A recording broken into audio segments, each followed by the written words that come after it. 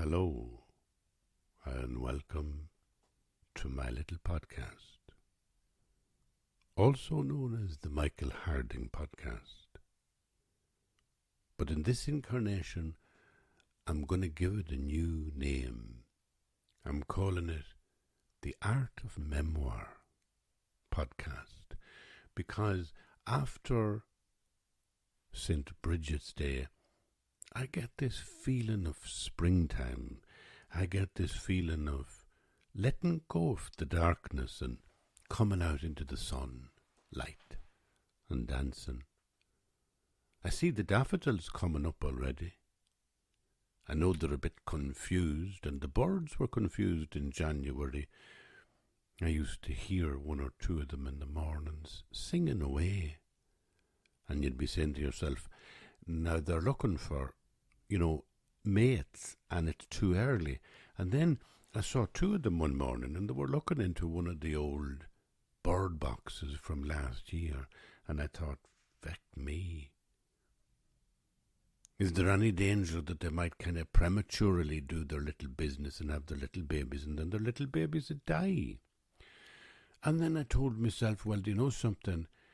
I'd say nature has that figured out. I'd say the whole complexity of the way that the seasons go, them birds would still be on time, even if they started early, looking at each other and looking at new houses where they might live and rear their little chicks. I'd say they'll be all right. Why should I be worried about them? And I could say, now, I could go on and say, doesn't it say in the gospel, where Jesus says, oh, look at the birds of the air, they neither spin nor snow yet sow, and yet Solomon in all his glory was never clothed as beautiful as one of these. That idea that you get in the Gospels about not worrying about tomorrow. So why would I be worrying about my own life? And certainly why would I be worrying about the bird's life?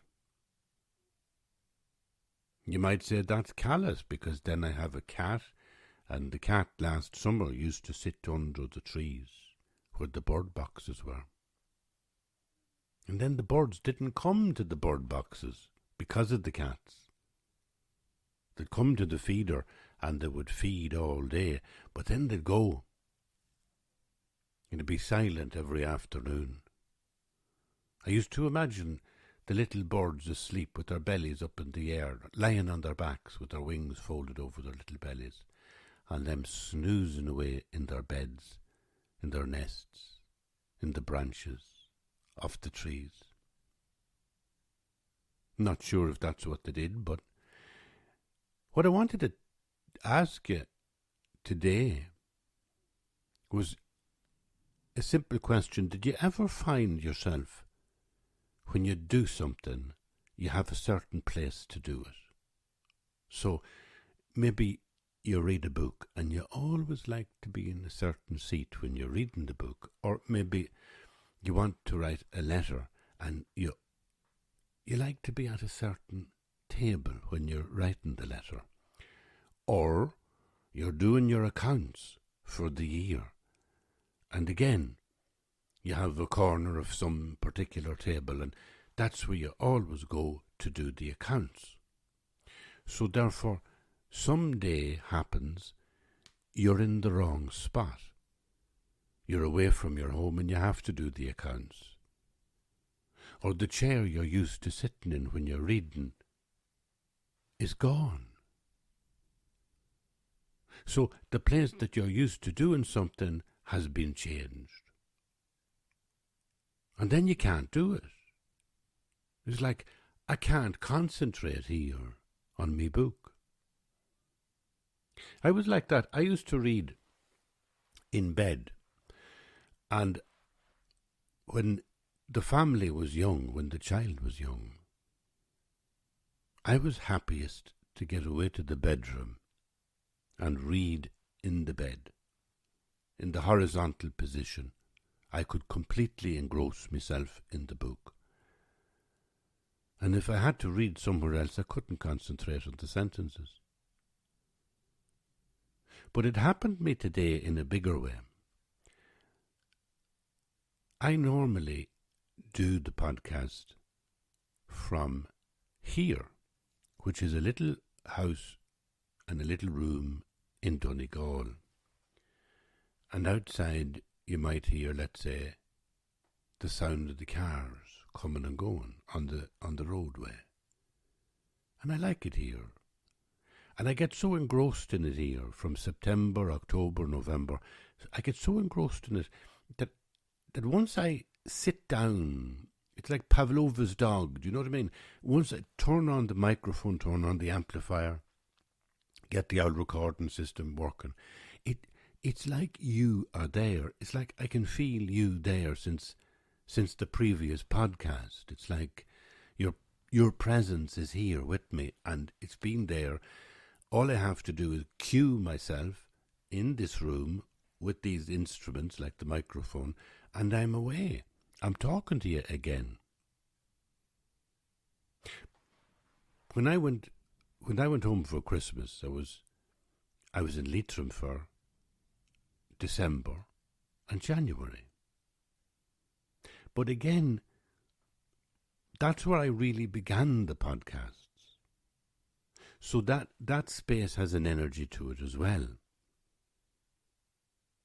And once I sat down at the desk and I heard the chimes of my lovely clock, and I turned on the microphone, when I was down there in Leitrim, I could feel your presence.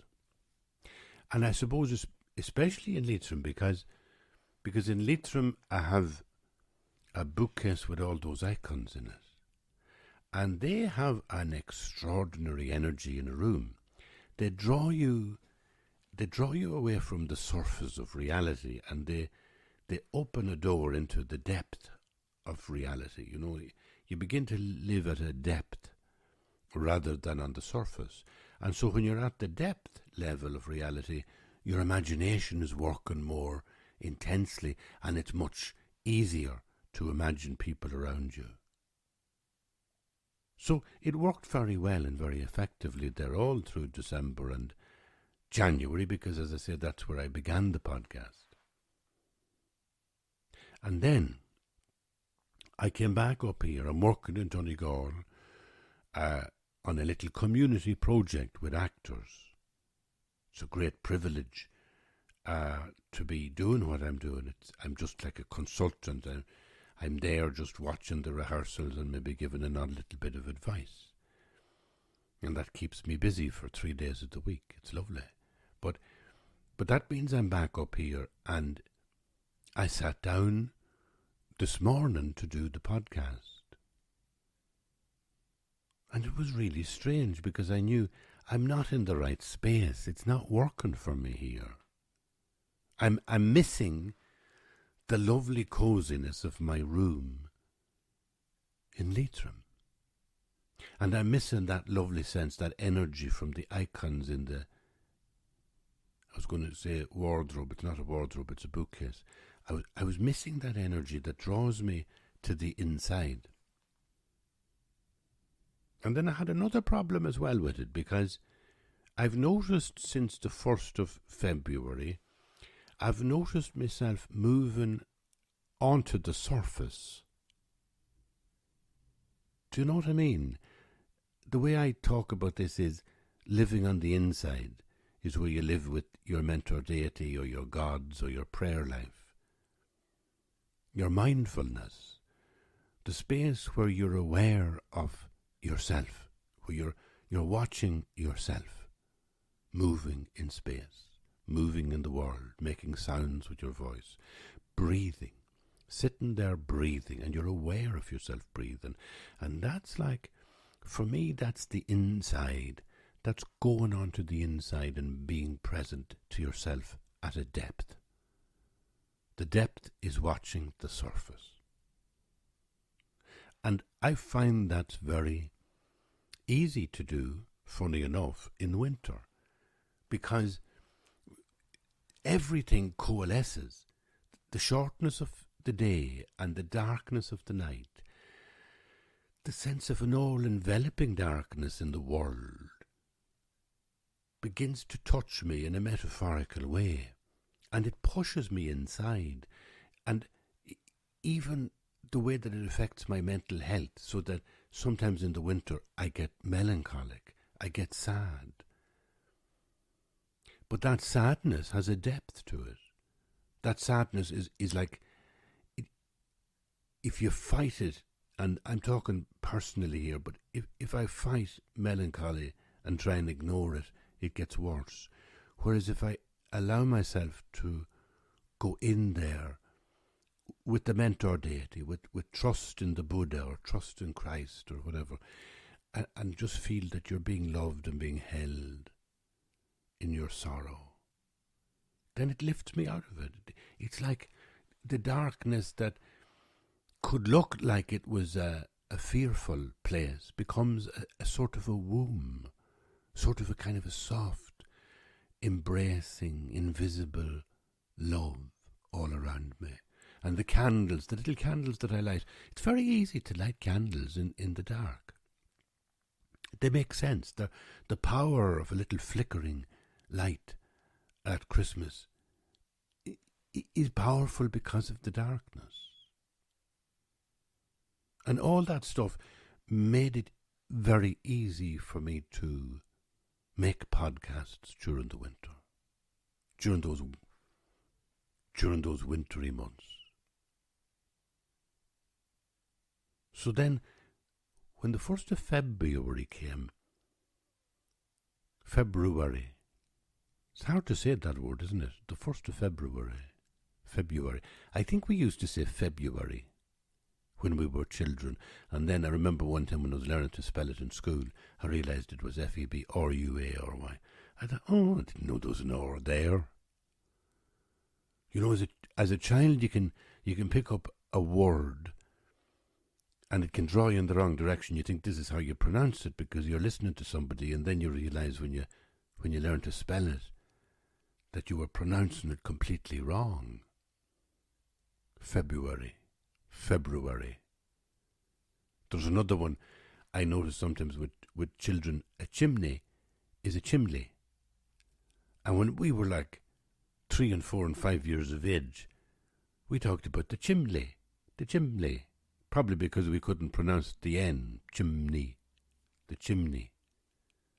It is a chimney, isn't it? Now, I don't know what age I am. I must be 70 and I'm beginning to confuse it. The chimney. We always said the chimney. So, anyway, the 1st of February is St. Brigid's Day, and as I told you, I had a very, very strange and wonderful time in January. Started by visiting a whole lot of holy wells and ended up with my eyesight nearly gone. But February is a month where the sun is coming back. The first day of the month is the cross-quarter day. It's halfway between midwinter and the spring equinox, and in that sense it is the celebration of Imbolug, the celebration of the fertility of the earth as darkness, the earth as blackness, not on the surface, like celebrating the earth in the beautiful greenery and the beautiful leaves of the trees is one thing, but the really deep and spiritual way that people think about Mother Earth is like thinking about what's in the ground. So the ground, the black earth of the black soil of the earth is like the womb. And out of that comes all this fertility, all this fruit, all this richness of growth.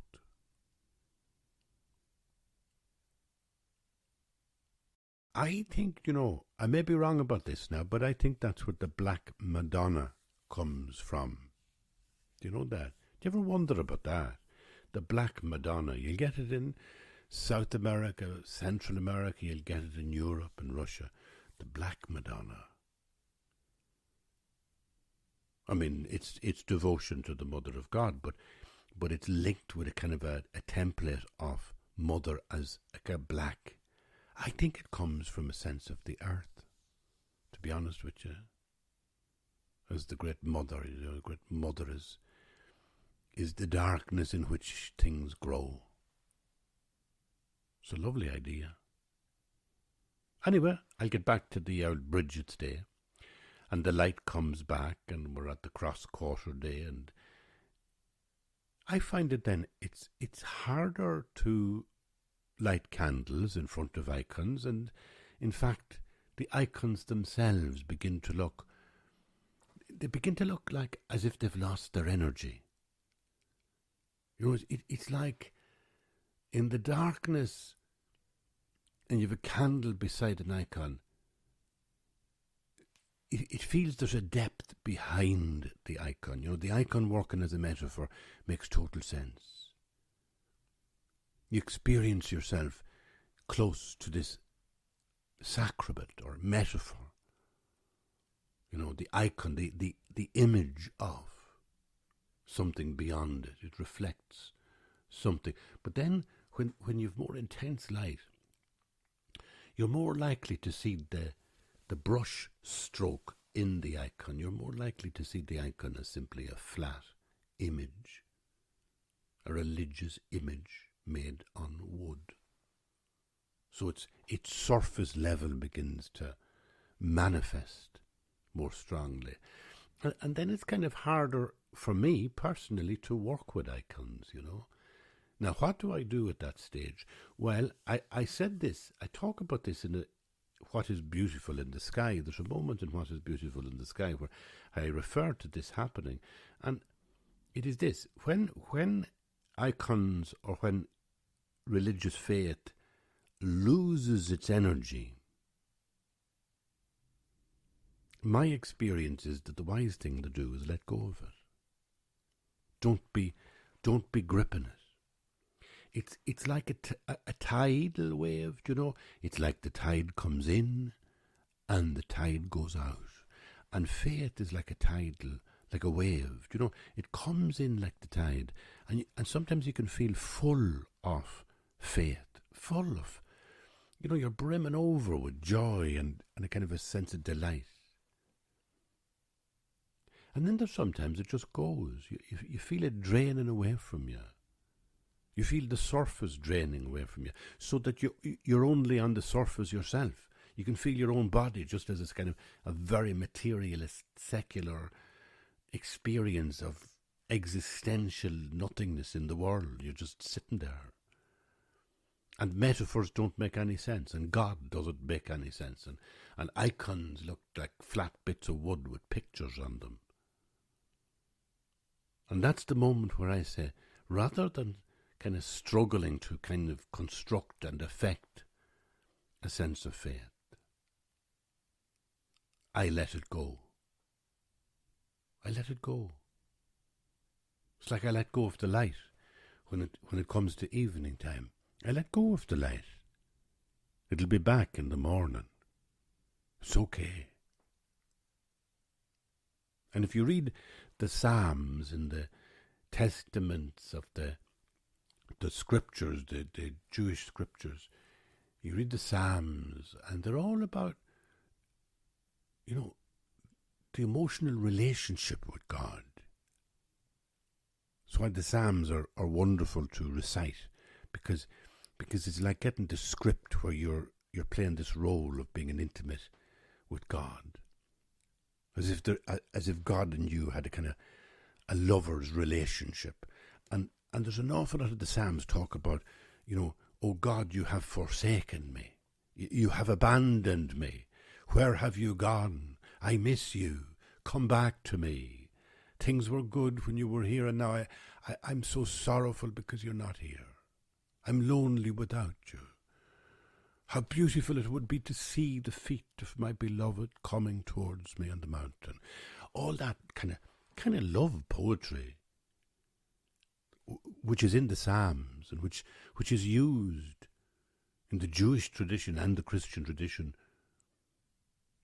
as poetry that gives us this sense of embodying an intimate relationship with God.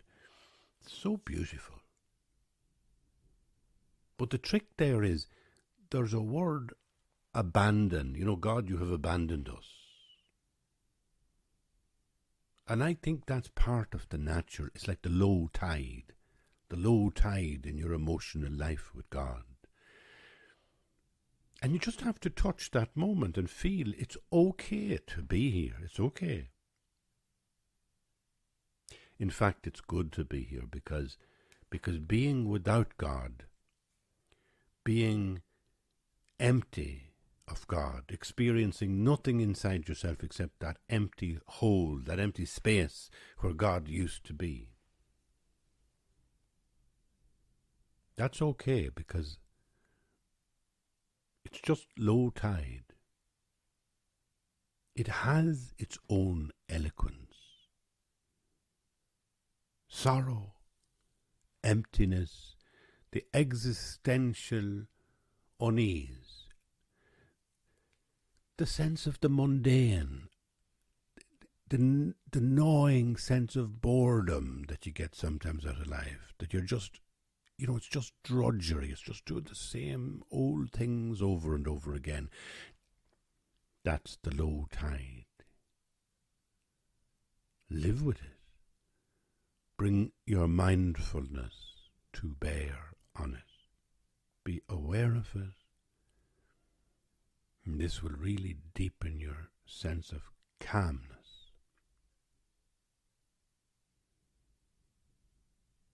That's what I do because I try and see it in Buddhist terms as well, this moment, which is strange because again it's like I'm always using Buddhist practice to be a better Christian if I can. It's again what Karen Armstrong says, religion it's rarely practiced well.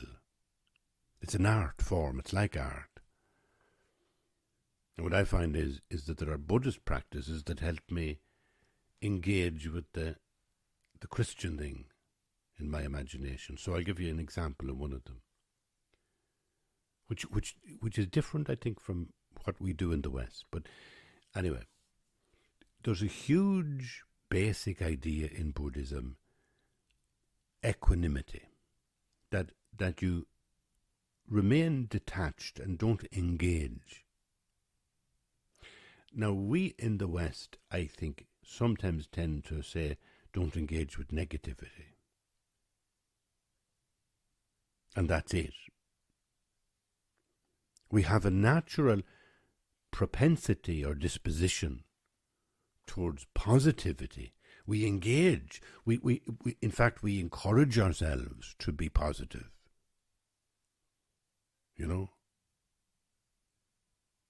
And sometimes that can be the difficulty with religion in the West, that it's almost too affirmative. Do you know what I mean? Like, you'll get it sometimes from preachers or from, professionals within religion. You don't want to see them coming because they're so full of God that, you just want to hide from them. Because you feel they're like, they're like the gong booming. They're like the empty vessel rattling, blathering away about the importance of, love and compassion or something. And the problem is, it can be hollow, that it's only talk. And the more you talk, they used to say years ago, the more you shout, the louder you shout Jesus, the further you are away. But the sense of being positive is definitely something that we have a compulsive tendency towards in the West. And I always found it a real surprise when I started looking in the door at Buddhist practice, that they kept saying that detachment was detachment from the things you hated, and from your negative energy about stuff, but it was also detachment from your positive energy about stuff. Right? So like, it was like detaching yourself not from just the negatives, but the positives as well. And that, I felt, was a huge help to me 10 years ago when I was really suffering on mental health issues, when I was really, kind of getting depressed. And from a Western point of view, I felt, I shouldn't be depressed. This is wrong to be depressed. I shouldn't be feeling like this. Okay? Now that was based on the presumption, which I wasn't articulating, but it was based on the presumption that I shouldn't be this way because I should be the other way, and the other way would be the positive way. So I should be lively. I should be chatting to everyone. I should be engaging with people. I should be smiling at everybody. I should be feeling joyful in the morning and running out to door to look at the world and say, hello, it's all beautiful. You know, that kind of forced, that awfully forced optimism you get sometimes on radio presenters, where they're going so high you think that like they must be on the ceiling in the studio. The producers must be, kind of sometimes having to hook them with long rods and pull them down off the ceiling when the show is over. And yet we think sometimes that that's the way we should be. I should be more friendly when I walk out in the morning for my walk. And from I should be, I then automatically fall back into, and I shouldn't be going around with negative feelings, and I shouldn't be feeling melancholic, and I shouldn't be brooding, And Buddhism helped me understand that neither one is correct. Not to be attached like to either. You don't have to be joyful all the time. And it's okay to feel melancholic. No matter how you're feeling, it's okay to feel that way. I know there's people now would say different from that. People would say, you need to push yourself and all that crack. I don't, in my experience, I don't get that. I think that if you let go and just be mindful, be aware of your negative, your positive, these disturbing emotions, and if you recognize that the negative emotions are disturbing, but so also are the positive ones. When you have positive emotions about like, oh, I want this and I want that, and I love my iPhone and I want to use me. The positive emotions are just as disturbing as negative ones. And when you realize that, you're able to live with equanimity. You're able to live at a strange kind of remove or a distance from your emotions because you're actually aware of your emotions. Even if you're still having the emotions, even if you're still feeling angry.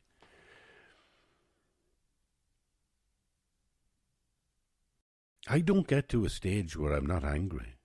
I don't get to a stage where, I've transcended all negative emotions. I am still the most nasty little negative person that I was 40 years ago, I think. And I have the same propensity as I had then to, having nasty ideas, let's say jealousy, or even saying negative, jealous things about somebody else. I'm the same as I was. But what's changed and evolved over the years is a sense of consciousness that I'm aware. I'm watching myself being negative. And the more I watch that, the more it dissolves. Your compulsive emotions cannot sustain themselves in the face of this conscious, awakened mind. I think that's what the Christians called conscience, to be honest, in the old days. that if you were doing a negative thing and you had an informed conscience and you were using prayer as a regular way to stay focused on the depth of human existence, well then if you were going to rob the cookie from the cookie jar, there was something called your conscience would tell you that's wrong. It was your awakened mind. That's the same thing. Always in the different religious traditions, I keep coming back to the realization that they're just different languages for the same thing. And in fact, the variety of linguistic ways to say something that exists, as in, I'm a Christian, I say my conscience stopped me. And the Buddhist says, well, my awakened mind helps me block the compulsive action. Whatever way you want to put it, it's the same thing. It's the same thing in any language. So when I'm talking about something having a surface and something having depth, I'm talking about me on the inside, depth, a resonance inside, a mindfulness, a conscience. And when I talk about the surface, I'm talking about me on the outside, me that's engaging with other people, me that is a physical, existential bundle of anxiety. Alienated, feeling negative, feeling positive, deeply attached and needy to people I love, hostile and jealous and nasty to people I don't like. I'm just a ball of being human on the surface. But on the depth, there's an infinite well of love, an infinite well of poetry. And I use the mentor deities to kind of give me a lens into that sense of intimacy with what can only be described as God. I'll come to that point now in a minute as well later. What can only be described as God, if you're Christian, can only be described as emptiness, if you're Buddhist. That's the big fundamental distinction for me, I think, between the two. It's just at that very rock bottom level, the Buddhist way of trying to say something about the ground of being is that we're into the realm of emptiness. And we, in the West, say God. And a lot of Buddhists and a lot of Christians see that that's a fundamental difference between the two. And again, to me, it's like high tide and low tide. It's like a different way of seeing the same coin. So when I'm in the winter, I'm in the depth. I go down there into the depth and I find the candle of love, the candle of hope, the candle of faith in the darkness. And I kind of have a wonderful time in the dark. Because to me it's imbued with all these energies of faith, icons. I was always fascinated when I heard, I have an icon, it's called the Sinai Christ, because it's kept, the original is in the monastery of St. Catherine in the Sinai Desert. And this is a very special icon because it's one that survived the period of iconoclasm in the West. And there it is. It was protected, this monastery was protected by Islam for many, many years. And the monastery is still there. And there is the old, amazing, astonishing icon of Christ. Possibly one of the earliest images there is of Christ. And you can get that icon. I had it written by the monks in St. Elizabeth Convent in Minsk. and it is really a precious object. But the original is in this monastery, and it's kept in the dark. They don't let it out to the sunlight. They prefer to go through these rooms like caves with a couple of candles, and you move along with the candlelight showing you the image, because it's almost like theatrical lighting. It energizes the icon. I've never been to that monastery. I'd love to go there. Never been there, but I've seen this on a YouTube video, that's all. But it makes sense to me, because I know from a theatrical point of view the icons work well in the winter. What happens then when I come to St. Brigid's Day, the light initially makes all the surfaces look like surfaces. And in a strange way, the power of icons and the power of living on the inside starts to fall away for me. And I discover again myself as a surface. I discover myself as having no depth. I discover myself as a bundle of existential anxiety. I'm just here. All that religion, load of nonsense. This happens to me every year. And it has to happen. It's a necessary part of the cycle of life. And rather than cling to it as a nominal idea of faith, I want to believe, I must believe in icons all the time, I must believe in God all the time, I must be religious because I've been religious for the past 2 months. I do the opposite. I let go of it. I put the icons away, I put the candles away, I clear the room, I empty the room, and I sit there like I'm just a 20th century, modern, uncertain human.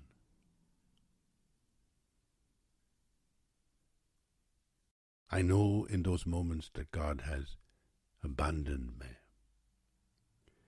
The tide has gone out. That great energy that you get from faith has gone. And now I must live without it. I must live on the surface. I must live in the ordinary world with a cup of coffee, knowing that it's just a cup of coffee. I must go to bed at night knowing that I am just a solitary individual, alone in the universe, despite all the people who love me. Alone in the universe, and in a way so insignificant that it would be absurd for me to try and project out any meaning on the universe based on my existence.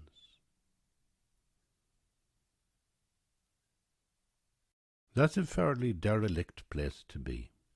I agree. That's a fairly existential place to be. And that's where I am when I come to the 1st of February. It's like I'm empty. I'm empty of all the energies that were in me during the winter, all the energies that kept me going. And it could be a frightening place to be. And yet stepping into that emptiness is the act of faith, that faith will return. It's a funny thing to say. I need an act of faith for faith to return.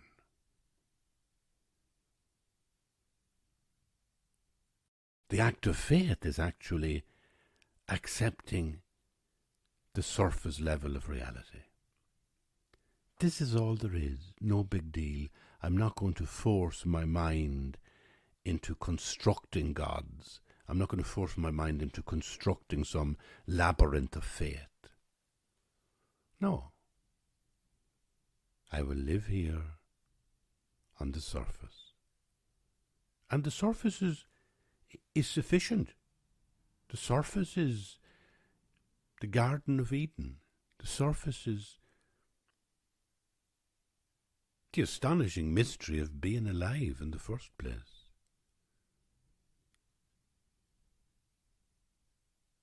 And if I just hold that for a couple of days or a couple of hours or a couple of months, it will begin to fill again. I will begin to fill again with a sense of faith, and it won't feel like I'm constructing faith. It'll feel like God has returned. You know, somebody you love goes away, and they're away for a month, and you miss them terribly, but you know they're coming back, so you don't really miss them. You miss them, but you're calm. You've strength, because they'll be back. And that's how I feel with faith. It drains out of you. It's like the tide at low tide. But don't be afraid. Don't worry. This sense of God's presence will return in God's time. Not your time or my time. It'll return in God's time.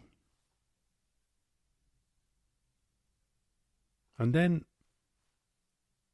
I gradually fall into this month of February as being that time of expectation. And yes, you're only a step away from the metaphors beginning all over again. The metaphor of expectancy, of pregnancy, of fertility, of birth, of annunciation. Blessed be the womb.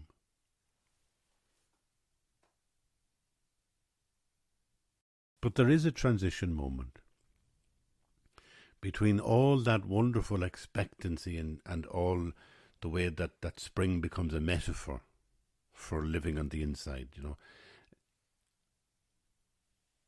There has to be a turn from winter where you're living with a kind of a darkness that's all about lighting candles. It's all about the sense of faith in that dark space of your own psyche. So how do you go? How do you move? Well, that cross-quarter day seems to be the one for thousands of years, even before Christianity. It was Imbolug, this moment of transition. We turn ourselves around to a new beginning. And that turning is a moment of, I think, ferocious emptiness, ferocious existential anxiety, ferocious alienation. And rather than try and force a positive, or rather than clinging to a constructed idea of God as your security, let it go. Let it go away from you.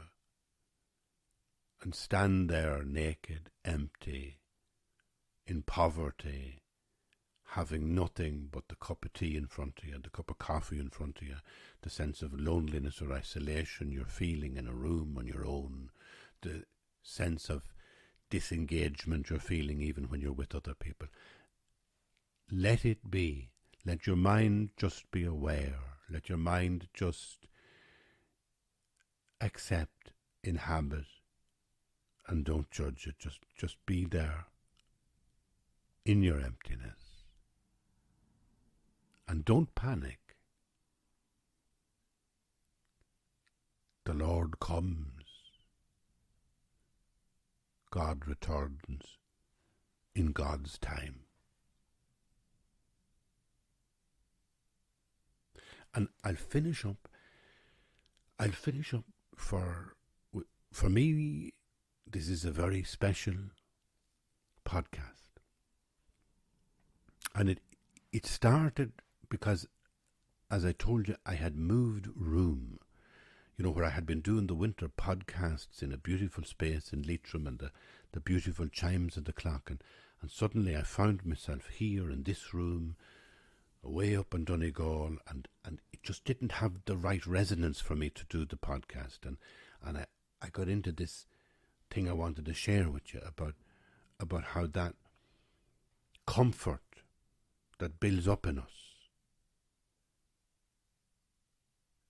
we feel secure because of our faith. And then something happens, and we're sitting in the wrong place, and we feel our faith is gone.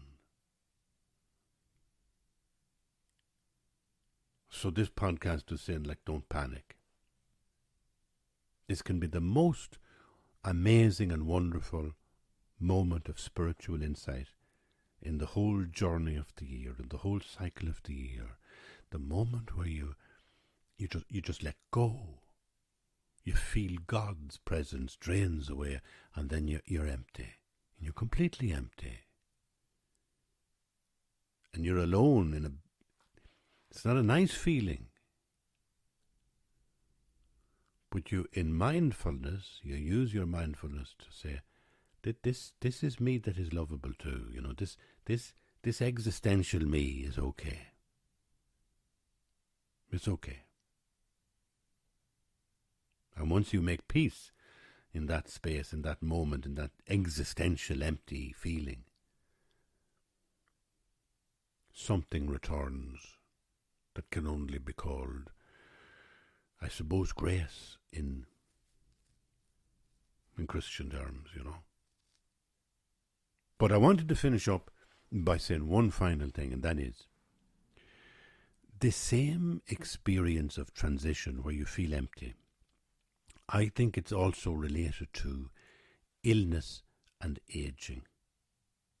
So I have experience of aging because I'm heading for 70 in 18 months' time. And I also have experience of illness because I've had a couple of operations in the past 12 months. And I've realized, in fact, there was one particular moment recently where I realized I'm being too anxious about my health. I'm using a template of perfect health. So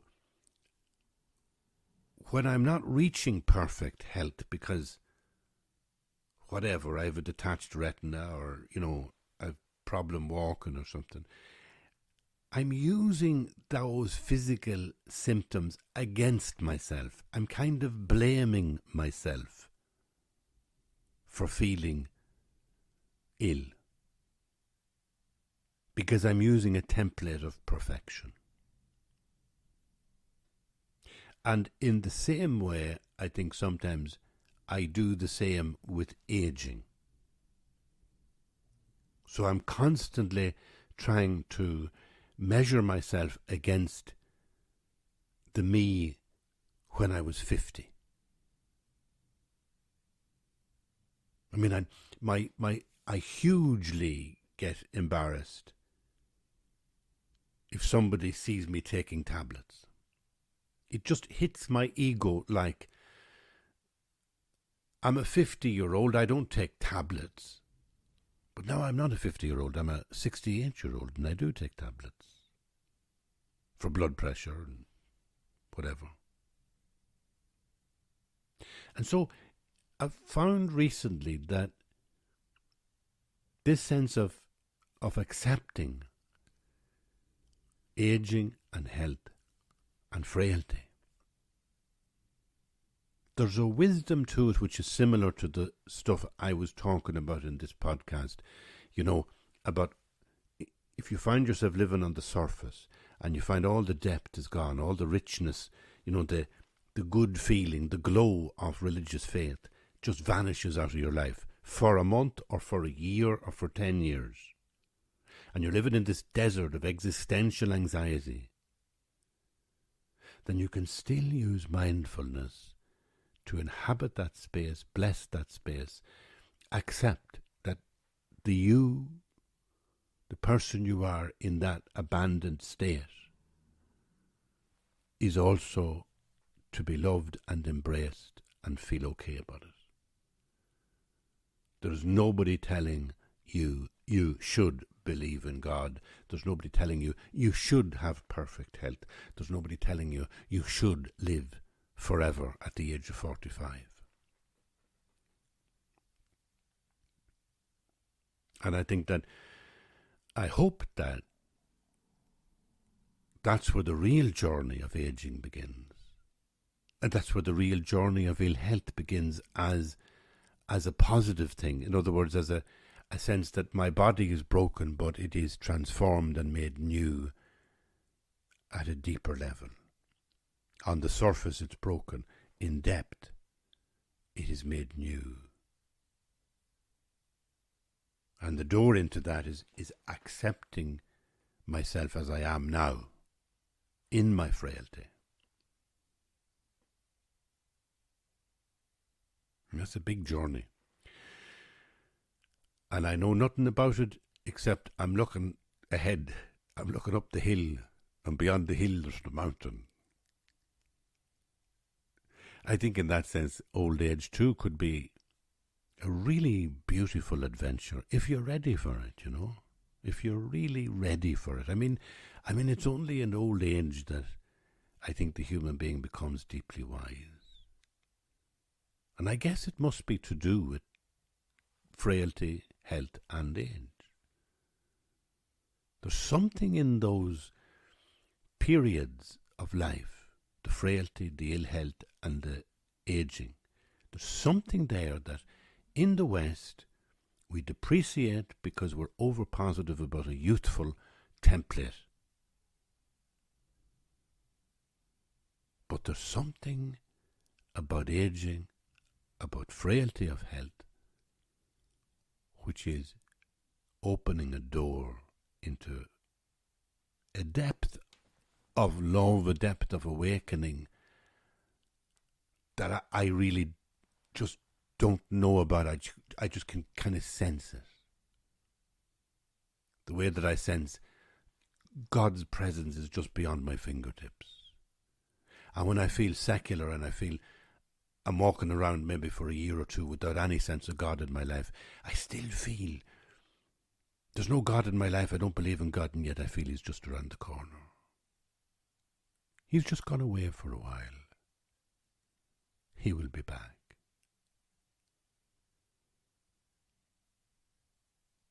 The road into illness and the road into death or aging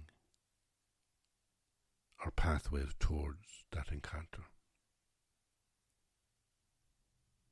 Now, there's big stuff to be discussed on the Michael Harding podcast in the next 3 months.